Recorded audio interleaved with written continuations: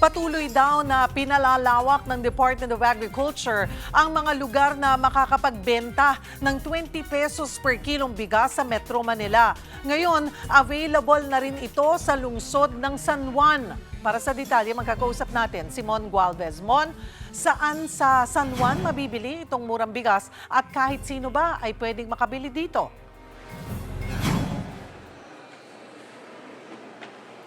Cheryl, dito sa San Juan City Hall pa lamang muna available itong 20 pesos per kilo ng bigas, pero hindi rin ito available sa lahat.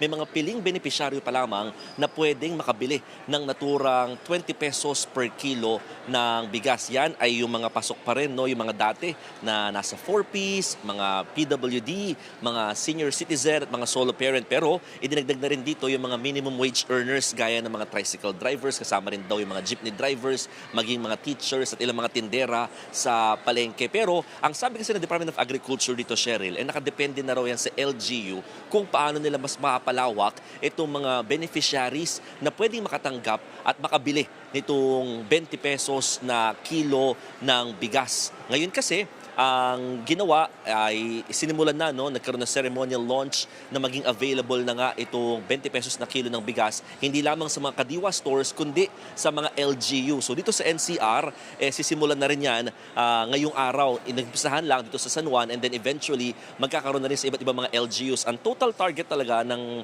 Department of Agriculture, 5 outlets per LGU. Pero nakadepende na rin doon ulit ito sa lokal na pamahalaan kung paano yung pag-roll out nila ng naturang mga bigas para nga sa mga identified o mga piling beneficiaries sa ngayon. Cheryl. So ang target lahat ng LGU makapag-offer ng 20 pesos per kilong bigas? Yun yung target, Cheryl. Pero kasi ganito yung proseso, no, na nangyayari. Hindi kasi basta-basta makakapagbaba ang DA sa mga LGU nang wala mo ng Memorandum of Agreement. So they need to pass meron silang ordinansa at saka parang kasunduan nga with DA and FTI na silang magbebenta ng bigas sa kanila para mababa, no, sa lokal na pamahalaan at yung lokal na pamahalaan yung para magiging marketing agent ng Department of Agriculture. So, hindi kasi ito pwedeng basta-basta gawin. Kailangan muna ng Memorandum of Agreement. Yun yung medyo kailangan trabahuhin ngayon ng mga lokal na pamahalaan kung gusto nila makapagbenta rin or makapag-avail nitong 20 pesos na bigas na program ng Agriculture Department. Dito sa likod ko, Cheryl, maidagdag ko lang din, ito yung pila naman ng mga beneficiaries dito sa San Juan. Meron kasing bagong nilunsad din, no, ang Department of Agriculture. Kasi yung dati meron ng mga nasa 33 hanggang 40 pesos na bigas for all, di ba? Ito yung maalala natin na programa din ng ahensya.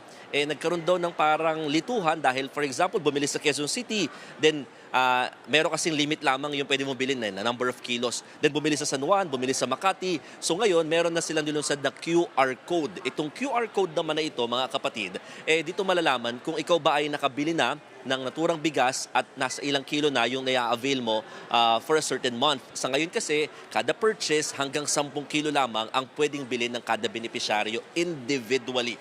And then, kapag kada buwan hanggang 30 kilos lang daw ng bigas. No? So 3 beses na sila makakabili kada buwan. Yun yung para mabigyan din ng pagkakataon ng lahat na makapag-avail. Hindi agad-agad maubos naman yung supply ng bigas, no, na nanggagaling naman sa NFA at FTI. Cheryl. Ganyan ang magiging siste sa buong bansa pag may ganitong programang ipatutupad ng LGU. So doon sa... Kasi yung...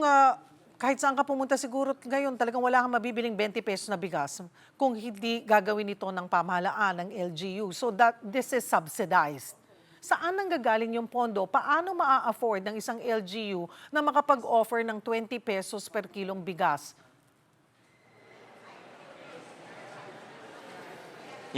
Actually, magiging parang tulungan, no, ng national government at local government dito, lumalabas nasa 13 pesos per kilo ang subsidy ng national government sa bigas. Lumalabas do kasi nabibili nila yung bigas ng nasa 21 to 23 pesos per kilo sa mga magsasaka. Gigilingin nila yan sa gamit na nga ng NFA na yan and then towards FTI. Tapos lumalabas total of 33 pesos yung cost. At 20 pesos lang nila ibebenta. So yung 13 pesos na gastos doon, sagot na ng pamahalaan. So yun na yung subsidy, no, ng government. At a total of 19 billion pesos yung inalot ng DA para dito sa subsidy na ito for the 20 pesos program. Ang magiging sagot na lamang ng LGU kung sakasakali yung logistics kasi sila na yung magre-repack ng mga bigas na ibababa ng DA kung sakasakali. So yun yung mga kailangan na nilang paghandaan, no? Like dito sa San Juan, sila na yung nag-repack ng mga bigas na una nilang natanggap and then they are planning to do a barangay caravan para nga mapuntahan. Kasi yun naman yung main objective daw ng Department of Agriculture na mababa na yung availability nitong 20 pesos na kada kilo ng bigas sa mga up to barangay level. Sa ngayon kasi, maalala natin, no, na-launch naman ito last year pero napaka-limited lamang. Available lamang ito sa mga kadiwa stores at minsan pa nga may mga report na wala na or kulang na yung supply nila sa mga ilang kadiwa stores. So ngayon, sabi naman ng Department of Agriculture ni Secretary Chu Laurel, tuloy-tuloy pa rin daw yung pagbebenta sa mga kadiwa stores and then nadagdagan lang through this LGU kumbaga front, no? Sila naman yung magbebenta from the DA. Cheryl. Paano kung maubos? May pang-supply ba agad dyan? Ang sabi naman ng Department of Agriculture, ngayon daw kasi, dahil nga papunta na rin sa harvest season ngayong March, inaasahan nila na mas dadami yung bilang ng mga supply na makukuha nila mula sa NFA din, no, eventually. Pero tinanong din natin kasi nga, ang taas pa rin ng presyo ng mga bigas ngayon. Paano ito babangga kung sakasakali? Ang sabi din naman ng kalihim ng Department of Agriculture, by mid-March, inaasahan nila na mag-normalize na daw kahit paano at bababa naman yung presyo ng bigas sa merkado dahil darating na daw yung mga inaasahang imported na bigas na mas magpapababa sa presyuhan nito, no, sa market. At itong 20 pesos naman na kilo ng binibenta naman ng Agriculture Department plus ng LGU, malaking tulong daw ito kahit paano para makumpit din daw yung presyuhan at talagang makatulong na mas mapababa pa nga yung price ng bigas sa market, Cheryl. Yung 19 billion pesos na inila ang budget ng DA ay siyempre maghahati-hati na dyan yung iba't ibang LGUs. Kakayanin ba ng budget na ito? Kung sakaling, paano kung lahat ng LGU magsumiti niyan at gustong makipag-partner nga on this? Paano nila, may limitasyon ba sa bawat buwan ang pwede lang makuha ng isang LGU? Pagmamalaki ng Department of Agriculture kanina, ang sabi nila, kakayanin naman doon nila na kahit buong bansa daw, lahat ng 82 provinces, no, ng bansa ay mag-avail din nitong ganitong klaseng programa nga na 20 pesos kada kilong bigas, no, ng pamahalaan. Kaya naman doon nila dahil bukod sa 19 billion pesos, meron pa daw silang binabanggit na 4 billion pesos pa na allotted for this program, no. So a total of 23 billion pesos technically. Pero yung budget na yon kung sakasakali, meron pa rin naman daw silang ipapatupad na mga limitasyon sa kung gaano karami ang pwede lamang i-avail ng kada LGU kasi it also depends on the number of population din, no. Meron silang sinasabi na ang pinaka-target kasi nila dito sa programang ito ay aabot lamang sa 15 million households or a total of 60 million individuals. So sa bilang na yon, pasok na daw yun sa kanilang budget allotment. So technically, may mga limit in terms of availing yung supply. At saka, yun nga, kasi meron din naman limit din, Cheryl, no, para din pa maunawaan ng mga kapatid natin, yung pagbili ng naturang bigas, hanggang 30 kilos lang ho kayo papayagan per month, no? So, hindi rin talaga makakapag-hoard. Ito rin yung iniiwasan nila na maramihan yung mabibili ng mga individuals, mapapasok man sa beneficiary o yung mga nadagdag nga dito sa mga makakapag-avail na rin ng naturang murang bigas. Cheryl. Mon, ulitin lamang natin, sino lang ulit yung pwedeng makabili ng 20 pesos per kilong bigas at saan-saan ito available? Okay, ang 20 bigas, no? O 20 kilos o 20 pesos na kada kilo ng bigas, available lamang po siya sa ngayon sa mga senior citizens, mga solo parents, mga PWD, mga indigent households. Kasama na ho dito yung mga 4-piece beneficiaries. Pasok din yung mga farmers and farm workers, fisher folks, maging dito na pinasok na, no, yung mga jeepney at tricycle drivers at yung mga DepEd teachers and non-teaching personnel at yung mga minimum wage earners. Pero this time, itong mga minimum wage earners, ito ay depende sa ika-classify naman ng kada LGU. Pero yung mga nauna kong nabanggit, yun ay required talaga lahat na maisama sa naturang programa. Available lamang ito sa ngayon sa mga LGU na nagkaroon na ng Memorandum of Agreement sa Department of Agriculture saka sa FTI para makapagbenta sila ng 20 pesos na kada kilo ng bigas. Like dito sa San Juan, nauna nga na nagkaroon, no, ng availability ng naturang programa. So far, dito pa lamang yan available sa San Juan City Hall. Cheryl. Sa buong bansa, San Juan City Hall pa lamang. Sa buong bansa, so far sa mga LGU, San Juan City Hall pa lamang. Pero meron naman itong availability sa mga Kadiwa stores, outlet nationwide. No? May mga identified naman na nagbebenta na ng 20 pesos kada kilo. Pero yun nga, yung target ng mga kada LGU, it will come in the coming days and weeks daw, sabi naman ng Department of Agriculture. Pero dito, bukod sa San Juan, sunod naman nilang target is yung other cities and municipality nga dito sa NCR kasi yun yung parang partnership naman ng DA at ng MMDA sa Department of Agriculture na makikipagtulungan lahat ng LGUs dito sa NCR. Cheryl. At ilan ang Kadiwa stores nationwide na mayroon na tayo na available itong 20 pesos per kilong bigas? Mayroon ka bang bilang, Mon?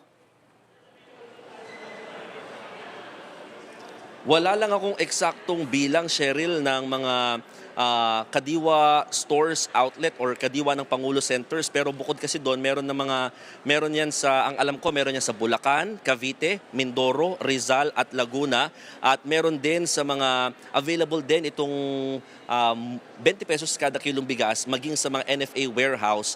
At yun nga, yun yung mga meron ako sa listahan sa ngayon pero hindi ko lang eksaktong alam yung total number pero yung mga nabanggit kong lugar, yan yung mga nare-report na rin even before ng Department of Agriculture na availability naman itong 20 pesos kada kilong bigas. Pero again, ang inaasam talaga ng mga kababayan natin is manguna naman yung LGU para makapagpasa ng Memorandum of Agreement para maging available na rin nga yung murang bigas sa kanilang mga probinsya. Kasi yun din ang inaantay daw ng Department of Agriculture sa ngayon.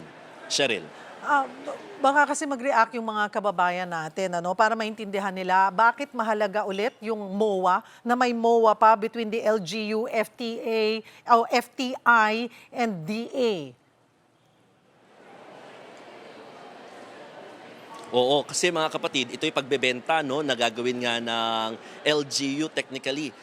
Hindi DA ang magbebenta dito. So, ang mangyayari, kailangan doon muna ng Memorandum of Agreement para nga may legality, kasi syempre i-check din ito ng Commission on Audit at kung tama ba yung mga na-release na mga supply at yung nakukuha nilang kita at benta mula rito na ibabalik din naman sa DA eventually. So, yun yung mga legalities and technicalities na kailangan muna talagang masiguro at magawa ng mga lokal na pamahalaan para makapag-partner naman sa Department of Agriculture. Again, yung Department of Agriculture daw, meron na silang available naman ng mga stores or outlets na nabebentahan na sila-sila lamang. Yan nga yung mga Kadiwa ng Pangulo Centers na binabanggit natin kanina. Pero ngayon nga na gusto nilang ma-expand ito up to barangay level, kailangan nila ng tulong ng mga lokal na pamahalaan given na magkakaroon muna ng Memorandum of Agreement sa pagitan nila at ng LGU. Cheryl. Long term na ba ito, Mon? Or panandalian lamang? Is this only good for a year, couple of years? Or tuloy-tuloy na itong ganitong klaseng programa na may mabibili ang mga mas nangangailangan na kababayan natin ng 20 pesos per kilong bigas? Ang nasa speech kanina ni Secretary Chu Laurel hanggang June 30, 2028 hanggang matapos daw ang termino ni Pangulong Bongbong Marcos magtutuloy-tuloy daw itong naturang programa ng murang bigas na 20 pesos kilo base na rin daw sa naipangako noon ni PBBM. Cheryl. So nandoon, of course, dapat targetin nila na maging 100% bago matapos ang termino ni Pangulong Bongbong Marcos na available ito sa lahat ng lugar. Yeah, tinatanong din natin sa kanila kanina yan, hindi lamang available sa lahat ng lugar, kung sana dapat available sa lahat, hindi lamang sa mga piling beneficiaries. Pero ang sinasabi ni Secretary Chu Laurel, darating din tayo dyan kasi nga kailangan nila makonsider din daw yung number of supply at saka yung presyo din na makukuha nila mula din sa mga budget para nga sa subsidy naman dito sa murang bigas. So ngayon, target nila, buong bansa magkaroon na ng availability for now sa mga piling beneficiaries and then eventually sa mga darating na taon daw, magawa naman nila na maging available dito sa lahat. Pero hindi daw siya nangangako dito, yun daw ay tatargetin pa lamang nila. Cheryl. Mon, sa mga palengke, pumapalo na sa 50 pesos yung pinakamababang presyo ng bigas. May sinabi ba ang DA officials kung ano ang dahilan? Yun na nga, sinanong din natin yan sa kanila kanina. No? Kasi nga, sabi namin, sa pag-iikot namin sa mga palengke, hindi bumababa ng 50 pesos yung kada kilo ng bigas. Tama ka ng binanggit. Yung iba nga, up to 70 pesos na nga per kilo. Ang sabi ng DA, talagang dahil doon sa importation issues, dahil nga natagalan yung pagdating ng mga imported na bigas, kaya kulang yung supply daw na nandito ngayon sa bansa. Pero ngayon nga napapasok na daw ito, they're expecting na may mid-March, kalahating buwan ng Marso, maaaring bumaba na daw ang presyo dahil mas dadami na daw yung supply dito sa bansa kapag dumating na rin yung mga imported na bigas. At sasabay pa yung pag-harvest naman daw ngayong Marso ng mga magsasaka. Cheryl. Maraming salamat, Mon Gualvez.